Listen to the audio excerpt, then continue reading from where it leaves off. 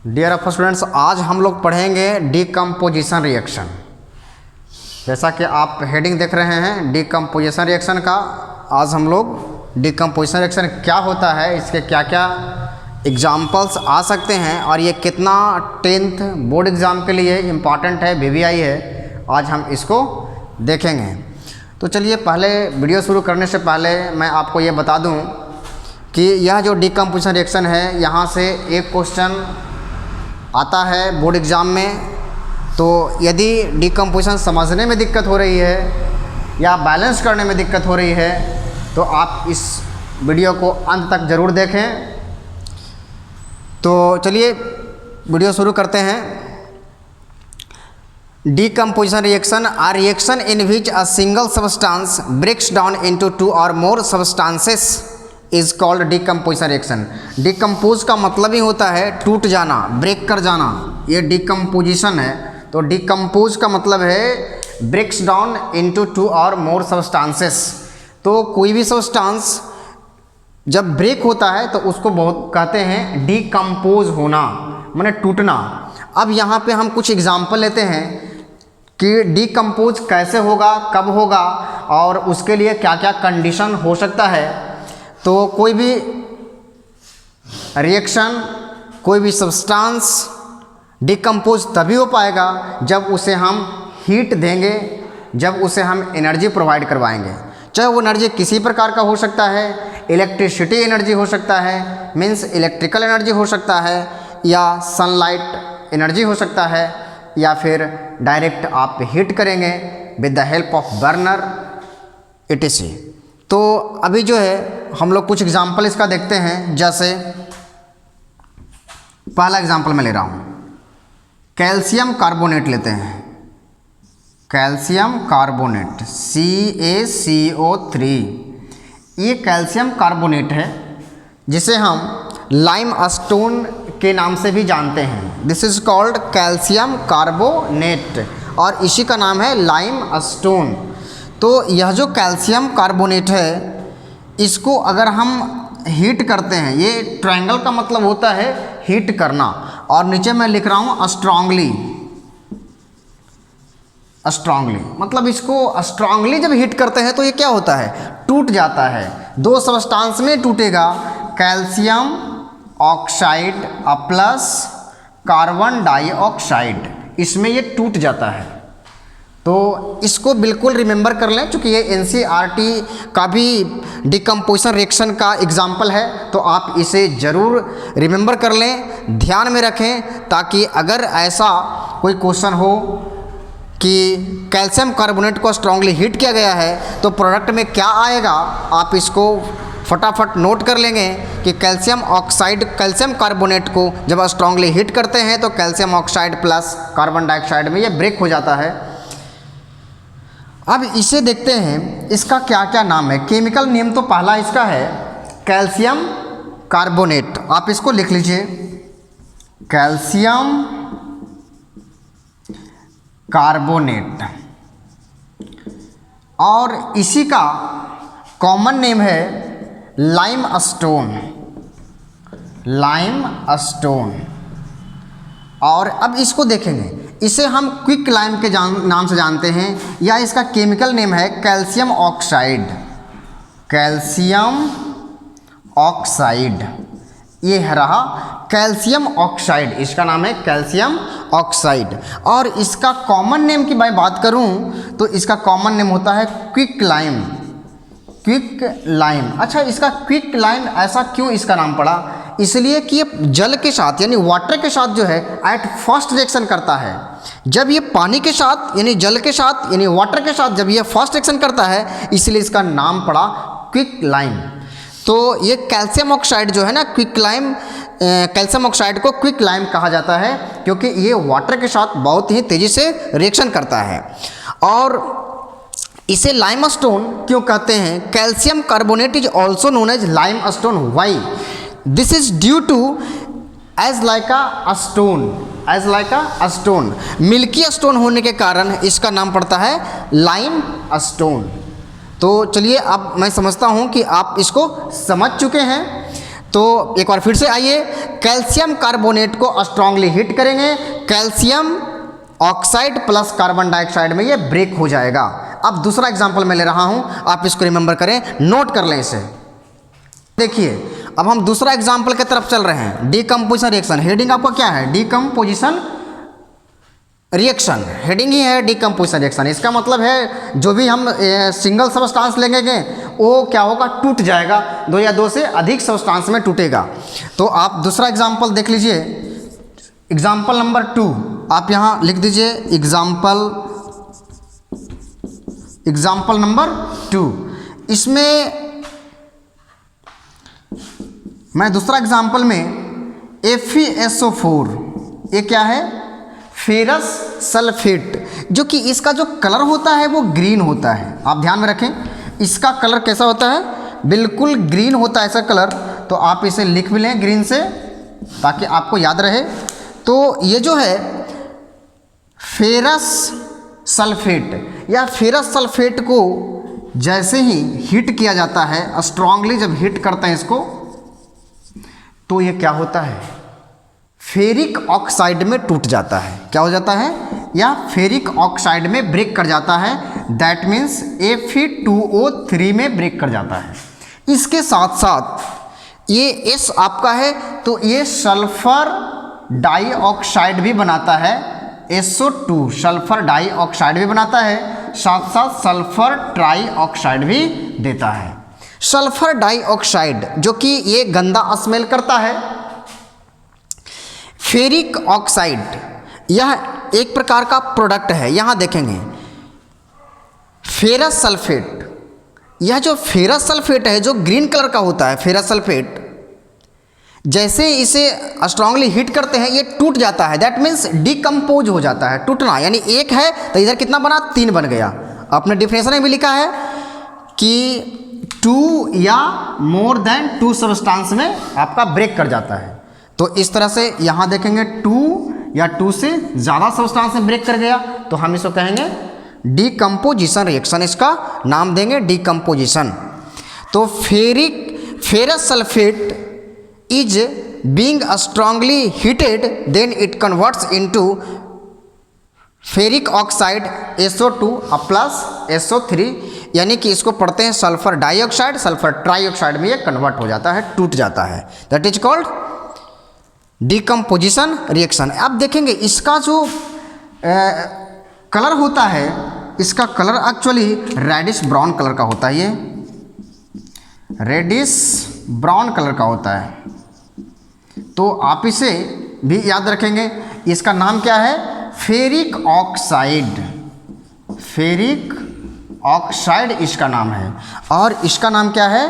Ferrous sulphate, ferrous sulphate. चलिए फटाफट इसको नोट कर लीजिए, क्योंकि ये बहुत ही इंपॉर्टेंट है डीकम्पोजिशन रिएक्शन। आप अगर इसको अंत तक अगर इस वीडियो को देखेंगे तो बहुत सारे मैं एग्जांपल लेने वाला हूं, और आपको कहीं ना कहीं अगर कोई एग्जांपल कहा जाए, कोई एग्जांपल अगर आपको याद हो गया, लर्न हो गया, तो आप समझ लीजिए कि डीकम्पोजिशन रिएक्शन समझ गए और आप बिल्कुल नहीं फंसेंगे। डीकम्पोजिशन रिएक्शन में तो कम से कम फंसेंगे नहीं, क्योंकि जितना मैं लिखवा रहा हूँ उससे ज़्यादा नहीं पूछने वाला है। एकदम फिक्स्ड है कि अगर इतना कर लें तो इससे ज़्यादा पूछने वाला नहीं है। दैट मीन्स आप एग्जामिनेशन हॉल में जाएंगे और डीकम्पोजिशन से क्वेश्चन रहेगा तो 100% आप बना करके आएंगे, एकदम ये गारंटी है। आप इसको नोट कर लीजिए। तो चलिए इसको नोट कर लीजिए। आप एकदम थर्ड एग्जाम्पल हम लेते हैं, आप इसको नोट कर लीजिए। अब मैं तीसरा एग्जाम्पल ले रहा हूँ, आप बिल्कुल ध्यान से देखिए। एग्जाम्पल नंबर 3 है आपका, एग्जाम्पल नंबर 3 मैं ले रहा हूँ, और एग्जाम्पल नंबर 3 में क्या कहता है? एग्जाम्पल नंबर 3, अब मैं ले रहा हूँ example number 3 KClO3 potassium chlorate, इसका नाम है पोटासियम क्लोरेट। अब ये पोटासियम क्लोरेट को जब इसको हिट करते हैं MnO2 के रिस्पेक्ट में, ये MnO2 क्या है? एजेंट है। इसी एजेंट में इसको जब हिट करेंगे तो ये क्या होगा? ब्रेक कर जाएगा, ये टूट जाएगा। यानी किस में टूटेगा? KCl plus O2, KCl plus O2। That means potassium chloride और ये क्या है, पोटासियम क्लोरेट। तो आप इसे लिख लीजिए,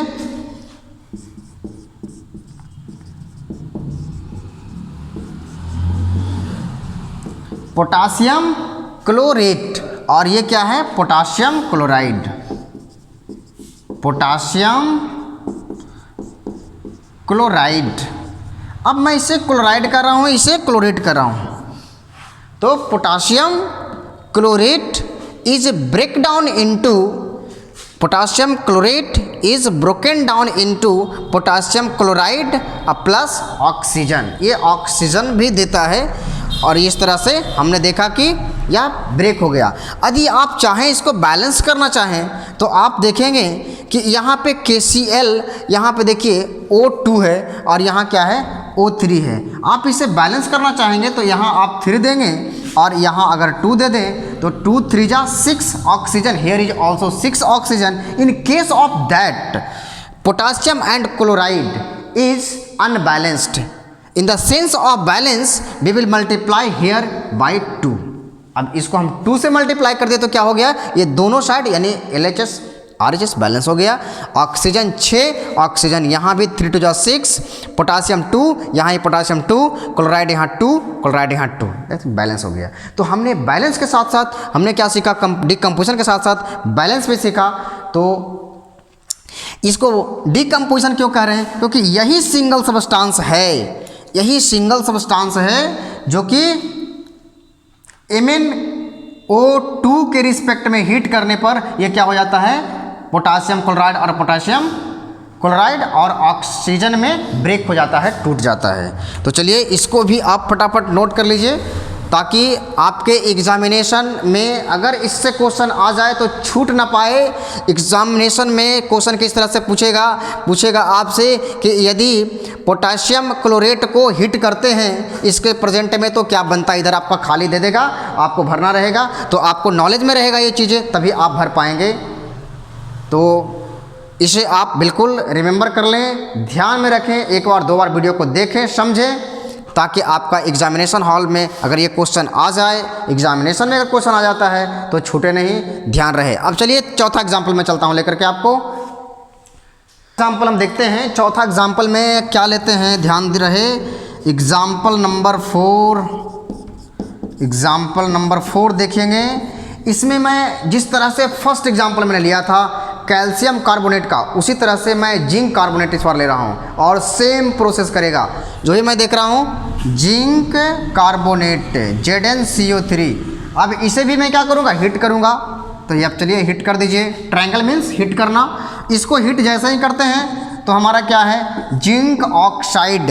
ये क्या होता है, जिंक ऑक्साइड में ब्रेक कर जाता है। वहाँ पे क्या हुआ था, कैल्शियम कार्बोनेट में ब्रेक किया था, यहाँ पे जिंक कार्बोनेट में ब्रेक कर गया है, और सॉरी जिंक ऑक्साइड में ब्रेक कर गया है। जिंक कार्बोनेट जिंक ऑक्साइड में ब्रेक कर गया है। और दूसरी बात है क्या देगा, कार्बन डाइऑक्साइड, साथ में कार्बन डाइऑक्साइड भी देगा, मुफ्त में देता है कार्बन डाइऑक्साइड। यानी zinc carbonate is being heated then it breaks down into zinc oxide plus carbon dioxide। और ये जो है जिंक ऑक्साइड, ये 2 सबस्टांस में ब्रेक कर गया, आपका जिंक कार्बोनेट 2 सबस्टांस में ब्रेक कर गया, इसलिए हम इसे क्या कह रहे हैं, इसे हमारा नाम है डीकम्पोजिशन रिएक्शन। डीकम्पोजिशन किसका डीकम्पोजिशन हुआ है, यानी कि आपका जो ये जिंक कार्बोनेट है, जिंक कार्बोनेट का डीकम्पोजिशन हुआ है। और प्रोडक्ट में क्या आया है, प्रोडक्ट में आपका ये बना और साथ साथ ये बना। यानी जिंक कार्बोनेट को हीट करते हैं तो जिंक ऑक्साइड और कार्बन डाइऑक्साइड बनता है, इसको कहते हैं प्रोडक्ट। और इसे का नाम क्या है, ये जो आपका सब्सटेंस है जिसका डिकम्पोज हुआ है, means zinc carbonate is decomposed to converts into zinc oxide and carbon dioxide. चलिए इसको रिमेंबर कर लीजिए, याद रख लीजिए कि इस तरह से सारे को हम हीट कर रहे हैं, सारे को यहाँ पे हम क्या कर रहे हैं, हीट ही दे रहे हैं सारे को। अब हम कुछ जो है अदर एग्जाम्पल इसका देखेंगे डिकम्पोजिशन का, कि सिर्फ और केवल सिर्फ हीट करने से ही तो नहीं होता है, क्या सनलाइट को देने से भी ब्रेक करता है क्या। कुछ ऐसे एग्जाम्पल लेते हैं जिसको कि सनलाइट की उपस्थिति में हम डिकम्पोज कर सकते हैं, 2 या 2 से अधिक सबस्टांस में हम अलग कर सकते हैं। चलिए तो आज उसका एग्जाम्पल लेते हैं।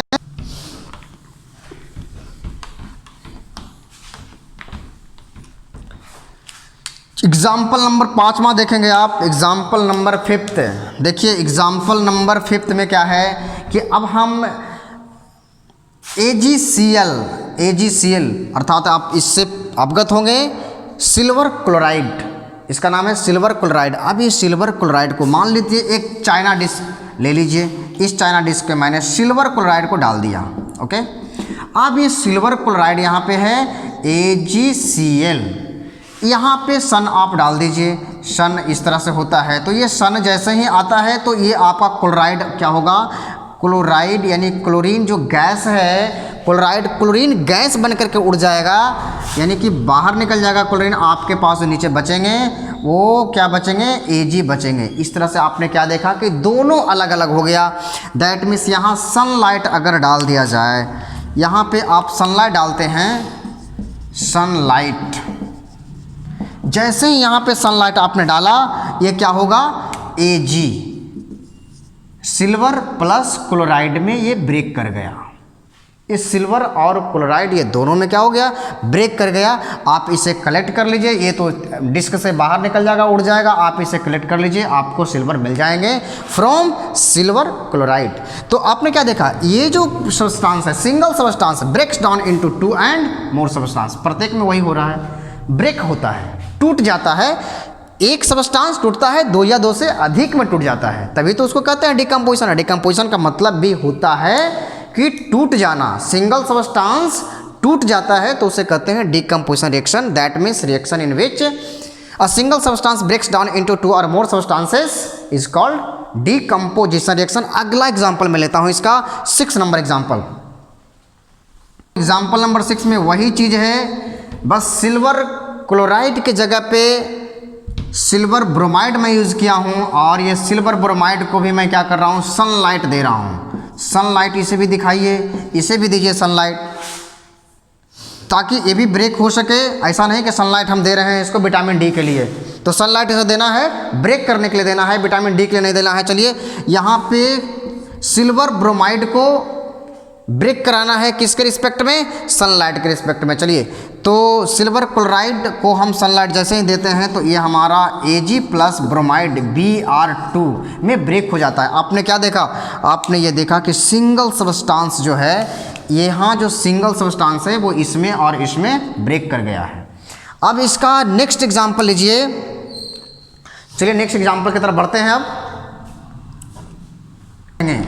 कि अब जो है मैंने अब तक 6 एग्जाम्पल तक मैंने हीट से रिलेटेड देखा है कि जब किसी सब्सटेंस को हम स्ट्रांगली हीट कर सकते हैं तब वो ब्रेक करता है, कोई सब्सटेंस सनलाइट के रिस्पेक्ट में ब्रेक करता है, और कोई सब्सटेंस यहाँ पे देखेंगे कि कोई सब्सटेंस ऐसे हैं जो इलेक्ट्रिसिटी से ब्रेक कर जाता है।